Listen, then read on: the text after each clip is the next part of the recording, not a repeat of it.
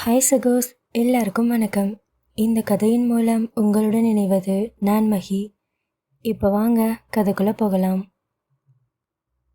வருணின் கையில் உள்ள சிகரெட்டை தூக்கி வீசிவிட்டு வருணை அந்த அறையின் உள்ளே அழைத்துச் சென்றாள் நித்யா. உள்ளே அழைத்துச் சென்றவள் அவனை மெத்தையின் மீது தள்ளிவிட்டு நித்யாவும் அவன் மீது படர்ந்தாள்.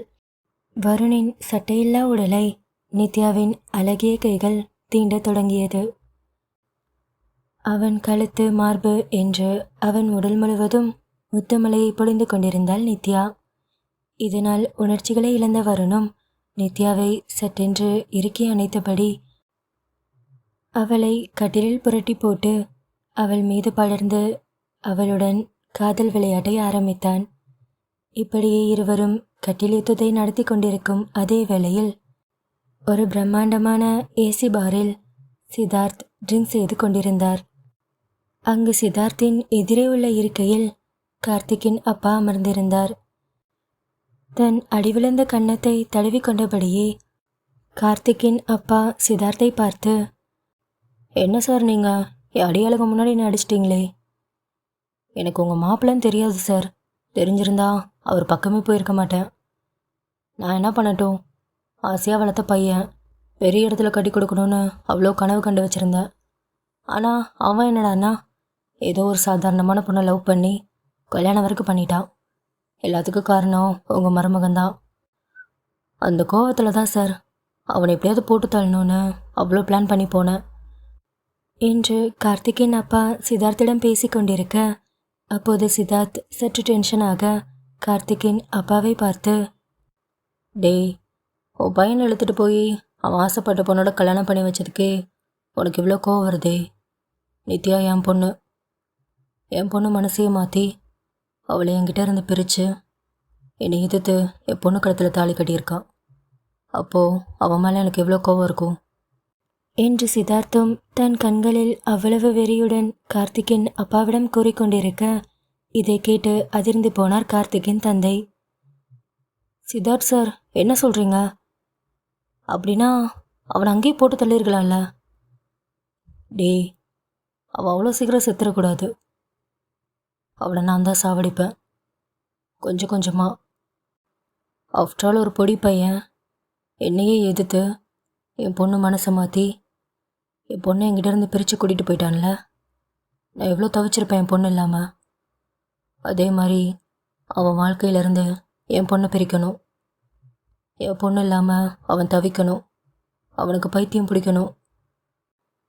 அதுக்கப்புறம் என் ஆசை தீர அவனை என் கையாலேயே சாவடிக்கணும்" என்று தன் கண்களில் அவ்வளவு வெறியுடன் தன் கையில் உள்ள கோப்பையில் உள்ள ட்ரிங்க்ஸை அறிந்து கொண்டவாறே சித்தார்த் பேசிக்கொண்டிருந்தார். இப்படியே நேரம் செல்ல ஆரம்பித்தது. ஒரு மாலை வேளையில் ஒரு டீக்கடையின் முன்பாக அமைந்துள்ள மேஜையில் நேற்று இரவு வருணிடம் கலாட்டா செய்து கொண்டிருந்த அந்த அடியாட்கள் அங்கு அமர்ந்தபடி தேநீர் அருந்தி கொண்டிருந்தனர். அந்த வழியே தனது பைக்கில் வீடு திரும்பி கொண்டிருந்த வருண் அவர்களை பார்த்ததும் அந்த தேநீர் கடையின் ஓரமாக தனது பைக்கை நிறுத்திவிட்டு வருண் அவன் பைக்கில் அமர்ந்து கொண்டபடியே தனது பைக்கின் ஹேண்டிலை கோவத்துடன் முறுக்கிக் கொண்டே அவர்களை முறைத்து பார்த்து கொண்டிருந்தான். இதை கவனித்த அந்த அடியாட்களும், "டேய் மச்சான், யாரா அவன்? அப்பாதிருந்து நம்மளே பார்த்துட்ருக்கான். ஹெல்மெட் வேற போட்டிருக்கான், யாருன்னு தெரியலையே. டேய் மச்சி, இரு, நான் போய் பார்த்துட்டு வரேன்" என்று கூறிவிட்டு அதில் ஒருவன் வருணிடம் சென்றான். "டேய், யாரா நீ? நானும் அப்பாதிருந்து கவனிக்கிறேன், எங்களே முறைச்சி பார்க்குற. ஹெல்மெட்டை கழட்டுறா" என்று அவன் கூறியதும் தன் தலையில் அணிந்துள்ள ஹெல்மெட்டை மாசாக கழட்டினான் வருண். வருணை பார்த்த அந்த அடியாட்கள் அனைவரும் திகைத்து போயிருந்தனர். ஹெல்மெட்டை கழட்டிவிட்டு வருண் அவர்களை முறைத்து பார்க்க, அவனின் பார்வையில் பயம் கொண்ட அந்த அடியாட்கள் அனைவரும் தங்கள் பயத்தை மறைத்து கொண்டவாறே, "அம்மா, நீயா? நீங்க என்ன பண்ணுற? இங்கே பாரு, நீ சித்தார்த் சாரோட மருமகன் தெரிஞ்சதுக்கப்புறம்தான் உன்னை உயிரோடையே விட்டு வந்தோம். இல்லை, நேற்று நடந்திருக்கிற சீனே வேற. ஒழுங்காக பிரச்சனை பண்ணாமல் மரியாதையை வீடு போய் சேரு" என்று அவன் வருணை மிரட்ட, அதை காதில் வாங்காத வருண் அந்த ஹெல்மெட்டை தனது பைக்கில் வைத்துவிட்டு பைக்கை விட்டு இறங்கி அங்கு மேஜையில் அமர்ந்திருக்கும் அந்த அடியாட்களை நோக்கி சென்றான். அந்த 3 பேரில் ஒருவனை பார்த்தபடி, டேய், நீ தானே நேற்று நைட்டே பொண்டாட்டி மேலே கை வைப்பேன்னு சொன்ன? இதோடா ஹீரோ கேள்வி கேட்குறாரு. ஆமாம், நான் தான் சொன்னேன். அதுக்கு இப்போ என்ன? அவ்வளோ அழகான பொண்ணை பார்த்ததுக்கப்புறம் நாங்கள் எப்படி சும்மா இருக்கிறது? இல்லை மச்சான் என்று கூறியபடி அனைவரும் சிரித்து கொண்டிருக்க, அப்போது கோபம் கொண்ட வருண் தன் கைகளை முறுக்கியபடி அவன் முகத்தில் வேகமாக ஒரு பஞ்ச் வைக்க அவன் நிலை தடுமாறி கீழே விழுந்தான். அவன் மூக்கிலிருந்து அவ்வளவு ரத்தம் வெளியேறியது. அதை கண்ட உடனிருந்த அடியாட்கள் அனைவரும் பயந்து போய் பின்வாங்கினர். வருணும் கீழே கிடந்தவனை முறைத்து பார்த்தபடி அவன் அருகே சென்று அவன் கையை பிடித்து முறுக்கினான். அவன் வழியில் கத்த வருணின் கோபத்தில் அவன் கை உடைந்து விட்டது. அவனும் வழியில் துடித்து கொண்டிருந்தான். அப்போது வருண் அவனை முறைத்து பார்த்தபடியே, என் பொண்டாட்டி மேலே கை வைப்பேன்னு சொன்னதுக்கு உனக்கு இந்த கதி. அவன் மேலே மட்டும் கை வச்சிருந்த அவனே உன்னை சாவடிச்சிருப்பேன் என்று கூறிவிட்டு கெத்தாக அங்கிருந்து நடந்து சென்று தனது பைக்கை ஸ்டார்ட் செய்தான் வருண். அந்த அடியாட்கள் அனைவரும் வருணின் இந்த செயலை கண்டு பயந்துவிட்டனர். வருணும் தன் கூறிய பார்வையால் அவர்களை எச்சரித்துவிட்டு தனது பைக்கை ஸ்டார்ட் செய்துவிட்டு அங்கிருந்து புறப்பட்டான். டே மச்சான், யாரா இவன்? அவன் பொண்டாட்டி தொடுவோன்னு சொன்னதுக்கே நம்ம ஃப்ரெண்டோட கையை உடச்சிட்டு போயிட்டான். டேய், அவனை முதல் ஹாஸ்பிட்டல் தூக்குங்கடா என்று அனைவரும் அடிபட்டவனை ஹாஸ்பிட்டலிற்கு அழைத்து செல்ல இப்படியே அங்கு நேரம் சென்று கொண்டிருந்தது. சூரியன் மறைந்து கொண்டிருக்கும் அந்த அழகிய மாலை வேளையில் வருண் தனது வீட்டின் மொட்டை மாடியில் சுற்றி அமைந்துள்ள அந்த சுற்றுச்சுவரின் மீது அமர்ந்தபடி தன் கையிலுள்ள மொபைல் ஃபோனை ஸ்க்ரோல் செய்து கொண்டிருந்தான். நித்யாவும் அந்த மாடியில் தன் பக்கத்து வீட்டில் உள்ள சிறிய குழந்தைகளுடன் அழகாக விளையாடி கொண்டிருந்தாள். நித்யா அந்த குழந்தைகளுடன் சேர்ந்து அவளும் ஒரு குழந்தை போல ஓடியாடி விளையாடி கொண்டிருப்பதை வருண் ரசித்து கொண்டிருந்தான். தன் கண்களை மறந்து தன் காதல் மனைவியை அவ்வளவு ரசித்தான் வருண். நித்யாவும் அந்த குழந்தைகளுடன் அழகாக விளையாடி கொண்டிருந்தாள். அப்போது அதில் ஒரு குழந்தையின் தாய் தன் குழந்தையை தேடிக்கொண்டபடி அந்த மாடியின் மீது ஏறி வந்தார். அவர் கையில் ஒரு சிறிய கிண்ணத்தில் மருதாணி இருந்தது. தன் குழந்தைக்கு மருதாணி வைத்து விட வேண்டும் என்று குழந்தையை தேடி மாடிப்படி ஏறி அங்கு வந்து கொண்டிருந்தார். நிலா, நிலா, எங்க இருக்க? இங்க வா என்று அவர் அழைக்க அந்த குழந்தையும் வேகமாக தன் தாயிடம் ஓடி சென்றது. நித்யாவும் அந்த பெண்மணியின் அருகே சென்றாள். லதாக்கா, என்ன இது கையில? புதினா சட்னியா? என்ன புதினா சட்னியா? லூசு, இது மருதாணி என்று கூறியபடி லதா நித்யாவின் தலையில் செல்லமாக அடித்தாள். என்ன, இதுதான் மருதாணியா? இப்படிதான் இருக்குமா? நித்யா, என்ன நீ இதுக்கு முன்னாடி மருதாணி பார்த்ததே இல்லையா என்ன? நான் எங்கக்கா பார்த்துருக்கேன், இப்போதான் ஃபர்ஸ்ட் டைம் பார்க்குறேன் என்று அவ்வளவு ஆசையாக அந்த கிண்ணத்தில் உள்ள மருதாணியை நித்யா பார்த்து கொண்டிருந்தாள். ஒன்றும் இல்லை நித்யா, நேற்று ஊர்லேருந்து என் மாமியார் வந்திருந்தாங்கல்ல, அவங்க தோட்டத்திலேருந்து மருதாணி பறிச்சிட்டு வந்தாங்க. நிலாவுக்கு மருதாணினா ரொம்ப பிடிக்கும், அதான் அவளுக்கு வச்சு விடலான்னு வந்தேன். நிலா, கையை காட்டு என்று கூறியபடி அங்கு ஒரு இடத்தில் அமர்ந்து கொண்டு தன் குழந்தையின் அந்த அழகிய கைகளுக்கு மருதாணியை இட்டு கொண்டிருந்தாள் லதா. நித்யாவும் அந்த குழந்தையின் அருகே அமர்ந்து கொண்டவாறு அந்த குழந்தையின் தாய் அவள் கைகளுக்கு மருதாணி வைத்து கொண்டிருப்பதை ஆசையாக ரசித்து பார்த்து கொண்டிருந்தாள் நித்யா. வருணும் இதை கவனித்து கொண்டிருந்தான். நித்யாவின் கண்களில் அவ்வளவு ஆச்சரியம். அவள் தன் கண்களை சிமிட்டாமல் அந்த மருதாணியின் அழகையை ரசித்து கொண்டிருந்தாள். வருணும் நித்யாவையே கவனித்து கொண்டிருந்தான். லதாவும் தன் குழந்தையின் கைகளுக்கு மருதாணியை வைத்து விட்டார். அப்போது நிலா தன் கைகளை நீட்டியபடி நித்யாவிடம், நித்யா ஆண்டி, இந்த மருதாணி எப்படி இருக்கு? நிலா, இந்த குட்டி கைக்கு உன் கையில் இந்த மருதாணி அவ்வளோ அழகா இருக்கு என்று கூறியபடி அவள் கைகளை பிடித்து அவள் கைகளை தன் முகத்தின் அருகே எடுத்துக்கொண்டு அந்த மருதாணியை முகர்ந்து பார்த்தாள் நித்யா. அந்த மருதாணியின் மனம் அவள் மனதை மயக்கியது. அப்பா, இந்த மருதாணியோட ஸ்மெல் ஆளை தூக்குது. எவ்வளோ வாசனையாக இருக்கு. ஃபர்ஸ்ட் டைம் இந்த மருதாணியை நான் ஸ்மெல் பண்ணி பார்க்குறேன். ரொம்ப சூப்பராக இருக்கு.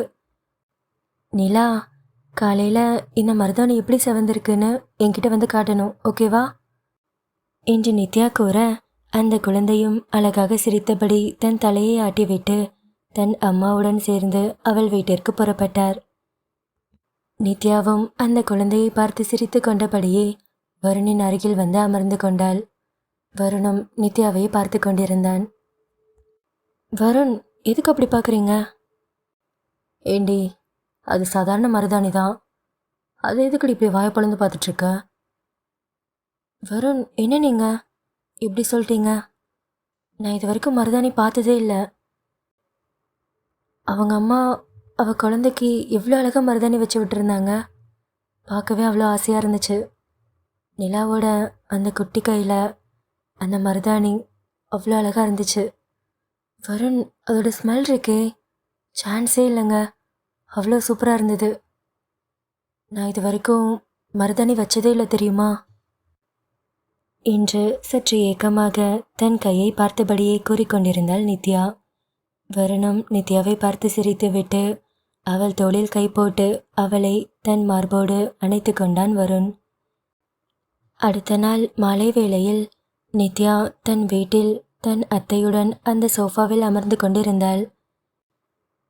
பார்வதியும் பூக்கட்டி கொண்டவாறே அந்த சோஃபாவில் அமர்ந்திருக்க, நித்யா அந்த சோஃபாவில் அமர்ந்தபடி அந்த சுவற்றில் மாட்டியுள்ள கடிகாரத்தையே பார்த்து கொண்டிருந்தாள். என்ன இது, இவ்வளோ நேரம் ஆச்சு, வருண் இன்னும் வீட்டுக்கே வரல? எப்போவுமே 3:30க்கெலாம் வீட்டுக்கு வந்துடுவார். ஆனால் மணி 5க்கு மேலே ஆச்சு, இன்னும் வருணை காணுமே.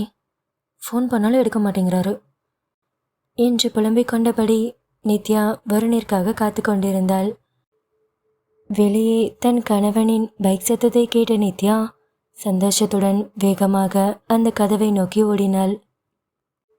வருணும் தனது பைக்கை நிறுத்திவிட்டு வேகமாக உள்ளே நுழைந்தான். அப்போது நித்யா வருணை பார்த்து, வருண், என்ன இது, ஏன் இவ்வளோ லேட், எங்கே போனீங்க? ஆமாம், எதுக்கு இவ்வளோ ஸ்வெட்டாக இருக்கு உங்களுக்கு? பாருங்க, உங்கள் ஷர்ட்டை ஈரமாயிருச்சு. எங்கே போய் சுற்றிட்டு வரீங்க என்று நித்யா கேள்விகளை அடுக்கிக் கொண்டிருக்க, வருண் சற்று சிரித்து கொண்டபடியே மூச்சு வாங்கி கொண்டு நித்யாவை பார்த்து கொண்டிருந்தான். வருண், நான் கேட்டுட்டே இருக்கேன், என்ன என்னையே பார்க்குறீங்க? ஆமாம், கையில் என்ன ஏதோ மறைச்சி வச்சிருக்கிற மாதிரி இருக்கு. அதுவா, என் பொண்டாட்டிக்காக ஆசையாக உனக்கு கொண்டு வந்தேன். வருண், என்ன என்று நித்யாவும் சற்று ஆர்வமாக கேட்க, வருண் தன் கையில் மறைத்து வைத்திருந்த அந்த கவரை நித்யாவிடம் கொடுத்தான். நித்யாவும் பிரித்து பார்த்தாள். வருண், என்ன இது, கீரையா? மக்கு பொண்டாட்டி, இது மருதாணி. வருண், இதான் மருதாணியா என்று ஆச்சரியத்துடன் அந்த மருதாணி இலைகளை பார்த்தாள் நித்யா. தன் அழகிய கைகளால் அந்த மருதாணி இலைகளை தொட்டு பார்த்து கொண்டபடியே, வருண், மருதாணி இப்படிதான் இருக்குமா என்று கூறியபடி அதை முகர்ந்து பார்த்தாள் நித்யா. என்னங்க, வாசனையா ஆள தூக்குது என்று நித்யாவும் வருணிடம் பேசிக்கொண்டிருக்க, வருணும் நித்யாவின் அந்த சந்தோஷமான முகத்தை ரசித்து கொண்டிருந்தான். அப்போது பார்வதி நித்யாவின் அருகே நடந்து வந்தார். நித்யா, மருதாணியா? டே வருண், இது எங்கேருந்துடா கிடச்சிது? ஆமாம், இந்த ஏரியாவில் மருதாணியே கிடைக்காதே, எப்படி கொண்டு வந்த? மா, அது ஒன்றும் இல்லை. நித்யா பொண்டாட்டி என்கிட்ட ஆசையாக கேட்டா, எப்படியாவது என் பொண்டாட்டி கையில் மருதாணி வச்சு விடணும்னு இந்த ஏரியா ஃபுல்லாக சுற்றி திரிஞ்சு அவளுக்காக இந்த மருதாணி பறிச்சிட்டு வந்தேன் என்று வருணும் நித்யாவை பார்த்தபடியே பேசிக்கொண்டிருக்க, நித்யாவும் வருணை பார்த்து சிரித்தாள். டே, என்னடா இது, நித்யா கேட்டான்னு இப்படி வெயிலுக்குள்ள பைக்கில் இப்படி சுற்றி இங்கே பாரு உன் உடம்பெல்லாம் இப்படி வேர்த்திருக்குன்னு. நல்ல புருஷன் நல்ல பொண்டாட்டி என்று பார்வதியும் சற்று சிரித்தபடி கூறிவிட்டு அங்கிருந்து கிச்சனில் உள்ளே நுழைந்தார். நித்யாவும் வருணையை பார்த்து கொண்டிருந்தாள். வருணும் சற்று மூச்சு வாங்கி கொண்டபடியே நித்யாவை பார்த்து கொண்டிருந்தான். வருண், எனக்காகவா இப்படி அலைஞ்சு திரிஞ்சு இவ்வளோ மூச்சு வாங்கி இதை கொண்டு வந்தீங்க? எதுக்காக இதெல்லாம் பண்ணுறீங்க? பொண்டாட்டி, இது நீ தானே சொன்ன நான் லைஃப்பில் மருதாணியை வச்சதில்லைன்னு. நேற்று லதாக்கா அவங்க பொண்ணுக்கு மருதாணி போட்டு விடும்போது உன் கண்ணை பார்த்தேன். ஒரு குழந்த மாதிரி அவ்வளோ ஏக்கமாக பார்த்துட்டு இருந்த. அதான் உனக்காக அலைஞ்சு திரிஞ்சு இதை வாங்கிட்டு வந்தேன் என்று வருணும் சற்று மூச்சு வாங்கி கொண்டபடியே நித்யாவை பார்த்து பேசி கொண்டிருக்க, அப்போது நித்யா சட்டென்று வருணின் கன்னத்தில் முத்தமிட்டு அங்கிருந்து ஓடிச் சென்றாள். வருணும் நித்யாவை பார்த்து சிரித்து கொண்டபடியே அந்த வீட்டின் உள்ளே நுழைந்தான். பார்வதியும் நித்யாவிற்காக வருண் கொண்டு வந்த மருதாணியை அரைத்து கொண்டிருக்க, நித்யா பார்வதியின் அருகில் அமர்ந்தபடி அந்த மருதாணியை ஆசையாக பார்த்து கொண்டிருந்தாள். வருணும் தன் அம்மாவின் அருகில் அமர்ந்தபடி, மா போதும்மா, எவ்வளோ நேரம்? டேய் இருடா, இன்னும் நல்லா அரைச்சாதான் கையில் நல்லா நிற்கும். ஆமாம், நித்யாவே அமைதியாக உட்காந்துருக்கா, உனக்கு என்னடா? அது ஒன்றும் இல்லை, என் பொண்டாட்டியோட இந்த கையில் இந்த மருதாணி வச்சு பார்க்கணுன்னு ஆசையாக இருக்கு என்று வருண் நித்யாவை பார்த்து பேசி கொண்டிருக்க, நித்யாவும் வருணை பார்த்து சிரித்தாள். டே வருண், உன் பொண்டாட்டிக்கு மருதாணி அரைச்சி முடிச்சாச்சு, போதுமா? நித்யா கையை காட்டுமா, அத்தை வச்சு வர்றேன் என்று பார்வதி கூற, நித்யாவும் ஆசையாக பார்வதியிடம் கையை நீட்டினாள். அப்போது வருண் சட்டென்று தன் அம்மாவிடம், மாமா இரு, அந்த மருதாணி என்கிட்ட கொடு. டே வருண், எதுக்குடா? மா கொடுன்னு சொல்கிறேன்ல, அதை கொடு என்று தன் அம்மாவிடமிருந்து அந்த மருதாணியை வாங்கி கொண்டான் வருண். உனக்கு கிச்சனில் நிறைய வேலை இருக்கும், நீ போய் பாரு, என் பொண்டாட்டி கைக்கு நானே மருதாணி போட்டு விடுறேன் என்று வருண் நித்யாவை ரொமான்டிக்காக பார்த்தபடி கூற, நித்யாவும் சற்று வெக்கப்பட்டாள். இதை கவனித்த பார்வதியும் வருணின் கன்னத்தை பிடித்து கிள்ளியவாறு, டே ஓவரா வழியாத, உன் பொண்டாட்டிக்கு நீயே மருதாணி வச்சு விடு. டே வருண், இங்கே ஏதோ ஆரம்பிச்சிடாதடா, ரூம்குள்ளே கூட்டிகிட்டு போய் உன் பொண்டாட்டிக்கு நீயே மருதாணி போட்டு விடுக்கோ என்று பார்வதியும் வருண் மற்றும் நித்யாவை பார்த்து கிண்டலாக கூறிவிட்டு அங்கிருந்து புறப்பட்டார். நித்யா தனது அறையில் அந்த மெத்தையின் மீது அமர்ந்திருக்க, வருணும் நித்யாவின் எதிரே அவள் அருகில் அமர்ந்தவாறு அவள் அழகிய விரல்களுக்கு மருதாணியை வைத்து கொண்டிருந்தான். நித்யாவும் ஆசையாக அதை பார்த்து கொண்டிருந்தாள். பொண்டாட்டி, என்னடி எப்படி பார்க்குற? வருண், ஒன்றும் இல்லைங்க, உங்களுக்கு மருதாணியெல்லாம் வச்சு விட தெரியுமா? எவ்வளோ அழகாக போடுறீங்க. லூசு, இதெல்லாம் என்னடி டேலண்ட்டு? இதுக்கு போய் இப்படி வாய பழகுற? இதுக்கெல்லாம் என்ன கோச்சிங் கிளாஸ் போகணுமா என்ன என்று வருணும் பேசிக்கொண்டபடியே நித்யாவின் கைகளுக்கு மருதாணியை வைத்து விட, நித்யாவும் வருணை பார்த்து சிரித்து கொண்டிருந்தாள். தன் காதல் மனைவியின் அழகிய விரல்களுக்கு வருண் அழகாக மருதாணி வைத்து கொண்டிருக்க, நித்யாவும் கண்களை சிமிட்டாமல் வருணையை ரசித்து கொண்டிருந்தாள். அதை கவனித்த வருண் நித்யாவை பார்த்து, ஏய் என்னடி ஆச்சு உனக்கு, எதுக்கு அப்படி பார்க்குற? வருண், உண்மை சொல்லவா, என் அம்மா கூட எனக்கு இந்த மாதிரி மருதாணியெல்லாம் வச்சு விட்டதில்லை, ரொம்ப தேங்க்ஸ் என்று நித்யாவும் சற்று கண்கள் கலங்கியபடி கூற, வருணும் நித்யாவை பார்த்து, ஏய் பொண்டாட்டி, இதுக்குள்ள இதுக்கடி தேங்க்ஸ் சொல்கிற? இங்கே பாரு, என் பொண்டாட்டி என்ன ஆசைப்பட்டாலும் அது எவ்வளோ கஷ்டமாக இருந்தாலும் சரி, எதுவாக இருந்தாலும் சரி, நான் அவளுக்காக என்ன வேணாலும் செய்வேன். ஏண்டி, உனக்காக இது கூட பண்ண மாட்டேனா என்று வருண் நித்யாவை பார்த்து பேசி கொண்டிருக்க, நித்யா வருணை பார்த்து எதுவும் சொல்லாமல் சட்டென்று அவன் முகத்தை தன் அருகே இழுத்து வருணின் இதழில் அழுத்தமாக முத்தம் வைத்தாள். வருணும் கண்களை மூடியபடி நித்யாவின் இதழை சுவைக்க ஆரம்பித்தான். அந்த முத்தம் சற்று தீவிரமாக அதை உணர்ந்த நித்யா சற்றென்று வருணின் இதழிலிருந்து தன் இதழை விடுவித்தாள். பொண்டாட்டி, என்னடி அதுக்குள்ளே எடுத்துட்ட? இன்னும் கொஞ்ச நேரம். வருண், அதெல்லாம் வேணாம். முதல்ல என் கைக்கு மருதாணி வச்சு விடுங்க, அப்புறம் கொடுக்குறேன் என்று நித்யாவும் வருணை பார்த்து சிரித்து கொண்டபடி கூற, வருணும் நித்யாவின் கைகளுக்கு அந்த மருதாணியை வைத்து விட்டு கொண்டிருந்தான். பொண்டாட்டி, முடிஞ்சு. எப்படி இருக்கு? வருண், ரொம்ப அழகா இருக்கு. நீங்க சொல்லுங்க, எப்படி இருக்கு? அதுவா, உன் கையில் இந்த மருதாணி வந்ததுக்கப்புறம்தான் இந்த மருதாணி அழகா தெரியுது என்று வருண் நித்யாவின் கைகளை பிடித்தபடி அவள் கண்களை பார்த்து கோரினான். வருண், ஐஸ் வச்சது போதும், கை விடுங்க. வருண், உங்களுக்கு ஒரு விஷயம் தெரியுமா? ஒரு பொண்ணோட கையில் மருதாணி எவ்வளோ சிவக்குதோ அந்த அளவுக்கு அவங்க 2 பேரும் அவ்வளோ லவ் வச்சுருக்காங்கன்னு அர்த்தமா. பொண்டாட்டி, இது யாரும் உங்ககிட்ட சொன்னது? அத்தை தான் சொன்னாங்க. ஆமாம், எங்கள் அம்மாவுக்கு வேறு வேலை இல்லை. அப்படிலாம் ஒன்றும் இல்லடி. வருண், சும்மா இருங்க. இது கேட்க நல்லா இருக்குல்ல? பார்க்கலாம் என் கையில் இந்த மருதாணி எவ்வளோ சிவக்குதுன்னு. பொண்டாட்டி, நான் தானே வச்சு விட்ருக்கேன், பாரு, அவ்வளோ அழகாக சிவக்கும் என்று கூறியபடி வருண் தன் கைகளில் ஒட்டியுள்ள அந்த மருதாணியை நித்யாவின் இடையின் மீது தடவியபடி கூறிக்கொண்டிருந்தான். தன் இடையில் மருதாணியுடன் சேர்ந்த வருணின் கைப்பட்டதும் நித்யா அவள் கண்களை மூடி கூச்சத்தில் நெளிய ஆரம்பித்தாள். வருண், என்ன பண்ணிட்டு இருக்கீங்க? கையெடுங்க.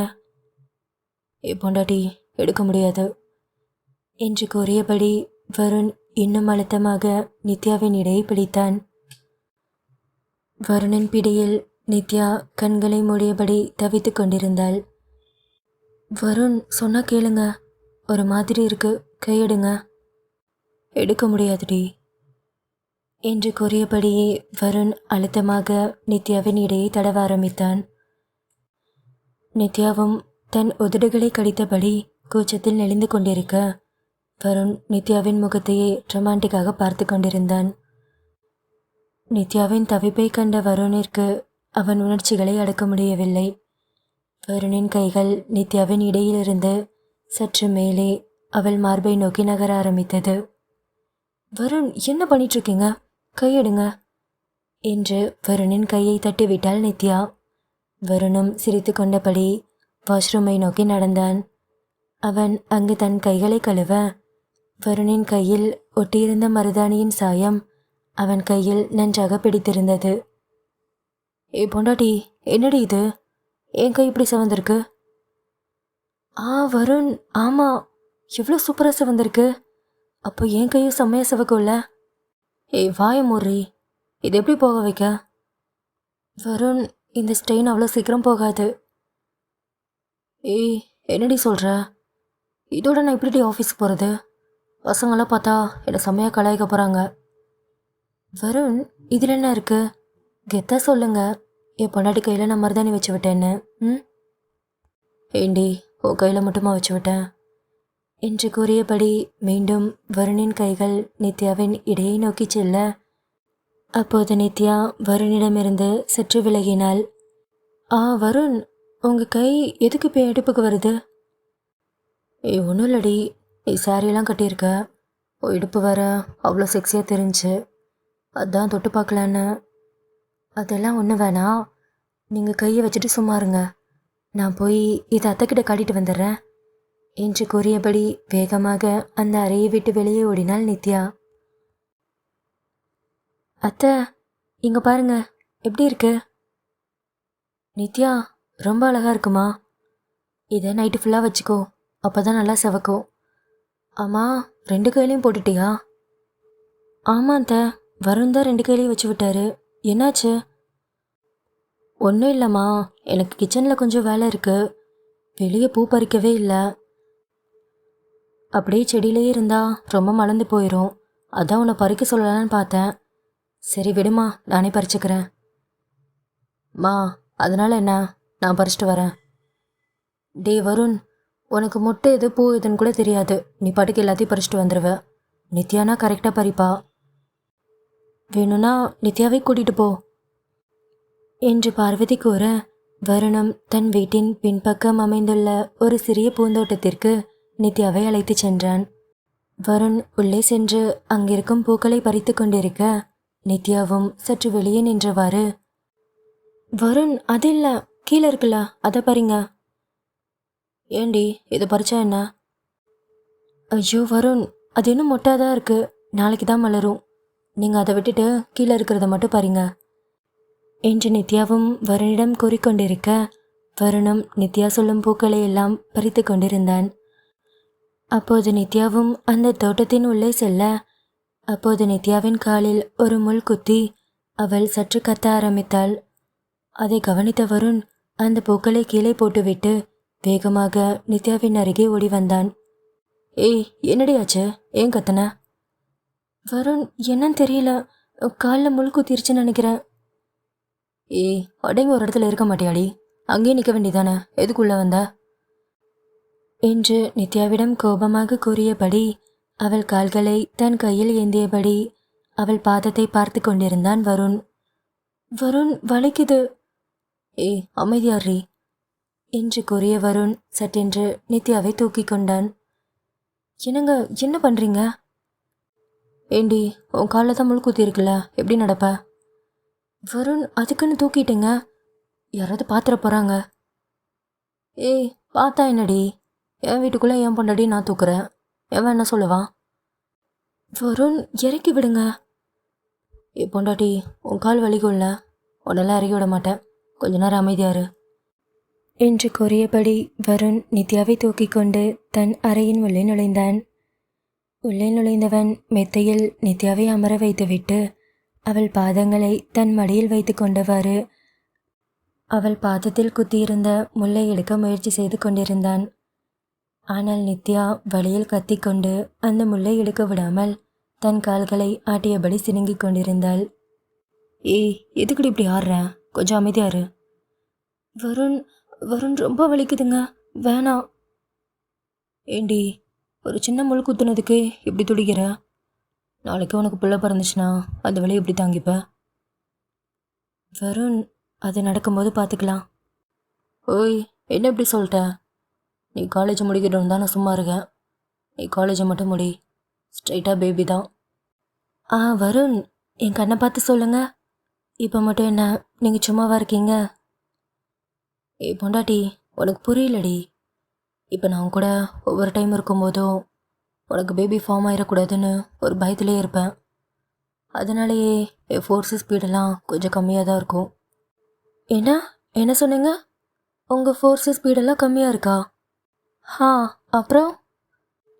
ஏய், என்னடி நக்கலா? இங்கே பாரு, காலேஜை மட்டும் முடி, உன் புருஷனை வேற மாதிரி பார்ப்ப. எவ்வளோ கதறினாலும் உன்னை விட மாட்டேன். வருண், என்ன நீங்கள் இப்படி பயமுறுத்துறீங்க? ஓ, அப்போ வேணாமா? வருண், நான் அப்படி சொல்லவே இல்லையே. அதானே பார்த்தேன் என்று கூறியபடி வருண் நித்யாவின் விரல்களை பிடித்து கொண்டபடி கேட்க, நித்யாவும் வெக்கத்தில் சிரித்தாள். பொண்டாட்டி, என்னங்க? நம்ம டெய்லி நைட்டு ஒன்றா இருக்கும்போதும் உனக்கு அவ்வளோ வலிக்குதுன்னு கத்துவே, அதை மட்டும் இப்படி தாங்கிக்கிற? வருண், அந்த வலியை கொடுக்கறது நீங்கள் தானே, அது கூட எனக்கு சந்தோஷமாக தான் இருக்கும். அப்படிலாம் பேசாதடி, உன் புருஷனுக்கு மூடே மாறுது. உங்களுக்கு எப்போ பார்த்தாலும் மூடு மாறிட்டே தான் இருக்கும். முதல்ல காலில் இருக்கிற முல்லை எடுத்து விடுங்க. ஏய், அதை அப்பயே எடுத்துட்டேன்டி. வருண், எப்போ? எனக்கு வலிக்கவே இல்லை. அதுவா, நீ தான் என்கிட்ட ரொமான்டிக்காக பேசிகிட்டு இருந்தே, அப்பயே எடுத்துட்டேன். ஆனால் வருண், நீங்கள் கில்லாடி தான்.